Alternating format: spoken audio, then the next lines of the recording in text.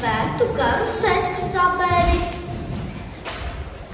Kādu reizi kāds mācītājs izlaiks tādu slavu, ka šis esot ļoti svēts. Lai to svētumu pierādītu, viņš izdomāja tādu joku. Licis ķēstarim noķert baloni, sasēt viņam spārnos un uznes baznīcas bēniņos. Kanceles jumtiņā jau bijis izteicīts caurums, pa kuru varētu cauri izlaist balodi. Iepriekšējā svētdienā mācītājs teicis no kanceles, ka nākošajā svētdienā to piemeklēšot svētais gars. Tāds, kurš grib redzēt, ko iet uz baznīcu. Nākošajā svētdienā baznīca bija kā piebāsta. Kā tad? Mācītājs vēl nebijis uzkāps uz kanceles, ka jau sāca sevi slavēt. Beidzot, mācītājs teica predikti, un nu vajadzēja laisties balodim zemē, bet nekā. Mācītājs pēdējos vārdus stieps tik gari, cik tik vien varēs un gaidīs, kad ķēsaris laidīs zemē balodi. Mācītājs nevarēdams vairs sagaidīt, sācis teikt: Svētais gars laidies, svētais gars laidies! Ķēsaris dienas ielās sprukās, jo pa nakti balodi apēdīs sesks.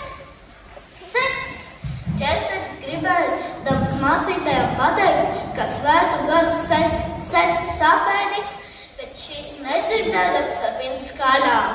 Svētais gars laidies, svētais gars laidies!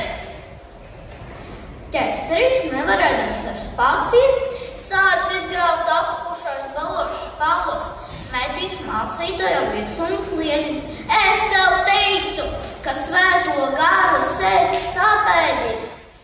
Baznīcēni redzējuši balošs palas slidināmies, būtu mācītāji noturējuši par svētu, ja šīs nebūtu ķēstari lādējis. Nu jau visi redzējuši mācītāju svētumu, un kopš tā laika mācītāju neticēs neviens pats. Vai jūs zināt, kur var atrast ar senus atgadījumus?